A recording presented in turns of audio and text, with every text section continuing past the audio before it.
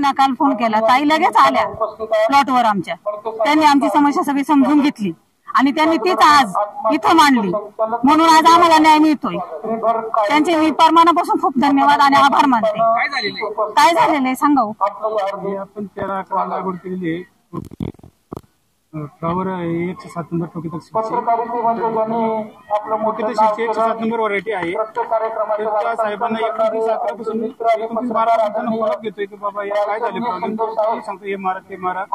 हे 40-42 दिवसात ती सुरुवात कशी झाली, निघताना अशी सुरुवात कसं निघतात त्यांना खूप वारंवार फॉलोअप घेऊन. पण ते आज आलेत. आज आल्यानंतर मग बघू, मी कंपनीला विचारतो, मग तुमचं ते नुकसान भरपाईचं बघतो, तुम्हाला मग पुन्हा फुलाची पाकळी देतो असा विषय झाला. अजून त्यांचा काही फोन आलेला नाही. त्यांना म्हटलं मी चाललेली वरती, ते अजून काही त्यांचा फोन आलेला नाही. पण नुसते बघतोच म्हणतात, बघतो, पण शेतकऱ्याला नाही मिळणार कधी, म्हणून मग आम्ही इथपर्यंत आलो. यायला लागला आम्हाला. पण ताई पटकन आले लगेच. काल शेतकऱ्यांनी व्यथा तुमच्याकडे मांडली, तुम्ही प्लॉटवर गेलात, प्रश्न समजून घेतलात, आज तुम्ही या ठिकाणी आलात, मंत्र्यांना निवेदन दिलेले, मंत्र्यांनी संबंधित कंपनीच्या चालकावर गुन्हा दाखल करायला सांगितलं. काय नक्कीच ज्या वेळेला 29 तारखेला शेतकऱ्याच्या लक्षात येत आहे की आपल्या बियाणामध्ये काहीतरी फॉल्ट आहे आणि ज्यावेळी तो फोन करतो पॉली हाऊसवाल्याला, त्या जिथं ज्याच्याकडनं बियाणे घेतलं त्याला प्रत्येकाला कॉन्टॅक्ट करायचा प्रयत्न करतो, हवालदिल होतो आणि त्याला तिथून जे सांगितलं जातं तो नेणे जे काही सांगतो ते तो फॉलोअप करतो. परंतु तो नेणे तिथपर्यंत प्लॉटवर येत नाही, पाहत नाही, एक नाही अशी कितीतरी शेतकऱ्यांना त्यांनी ते बियाणं दिलंय. काल 4-5 शेतकरी तिथे आले होते, ज्याच्यामध्ये उंबरस त्या परिसरातले अनेक शेतकरी आहेत.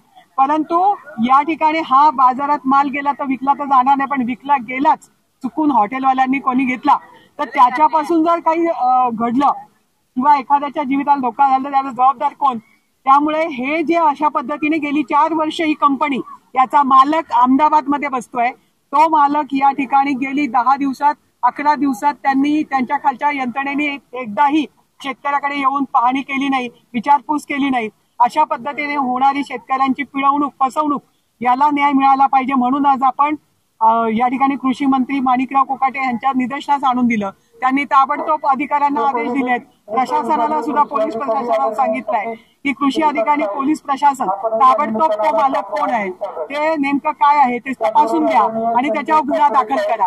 आता आपल्याला बघायचंय की ताबडतोब त्याच्यामध्ये प्रशासन प्रक्रिया करते की नाही करते, नाही तर उद्या आपण त्याच्याबद्दल वेगळी भूमिका नक्कीच घेणार आहोत. परंतु शेतकऱ्याला न्याय मिळाला पाहिजे. शेतकरी कष्ट करतोय, त्या शेतकऱ्याला फसवणूक झाली नाही पाहिजे. विमा कंपन्या विमा उतरवायला स्पर्धा करतात, पण या ठिकाणी सरकारने देखील त्याची गंभीर दखल घेतली पाहिजे असं माझं म्हणणं आहे. माझ्या काय भावना आहे, ताई बरोबरच बोलतात आणि त्या आमच्यासाठी इतक्या म्हणजे झटतात हे बघून मला खरंच खूप आनंद वाटतो. आणि असंच झटलं पाहिजे शेतकऱ्यांसाठी. अहो शेतकऱ्यावर सगळं जग अवलंबून आहे, पण हे कळत नाही लोकांना. मग शेतकऱ्याला मिळून दिलं पाहिजे ना.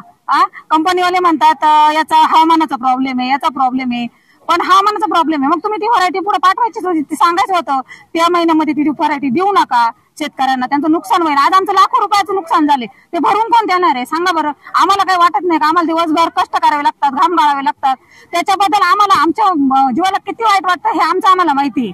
1-1 रुपया कमवायला शेतकऱ्याला किती वेळ लागतो हे नाही समजायचं. मग सांगा ना तुम्ही. मग आशाताई बोलल्यात ते बरोबर आहे, एक शब्द बरोबर आहे. न्याय मिळून दिलाच पाहिजे ना आम्हाला.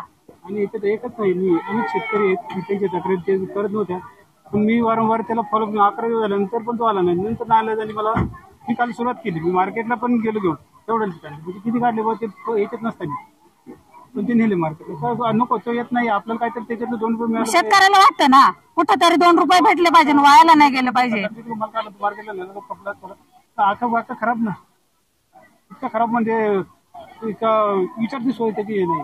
आणि 30 वर्ष शेतीमध्ये हा माणूस शेती सोडून याला कुठलाही जोडधंदा नाही आणि शेतीमध्ये त्यांची मास्टरकी झालेली आहे. इतक्या चांगल्या पद्धतीने उत्तम शेती करणारा एक शेतकरी आहे.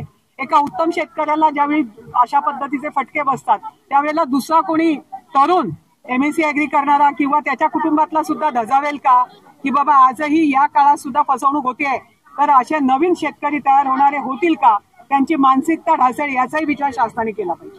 हे आहे RBN मीडिया ग्रुपचं RBN महाराष्ट्र न्यूज नेटवर्क आणि आपण पाहत आहात RBN महाराष्ट्र. रहा अपडेट प्रत्येक क्षणी. ताज्या अपडेट्स तात्काळ मिळवण्यासाठी आत्ताच सबस्क्राईब करा.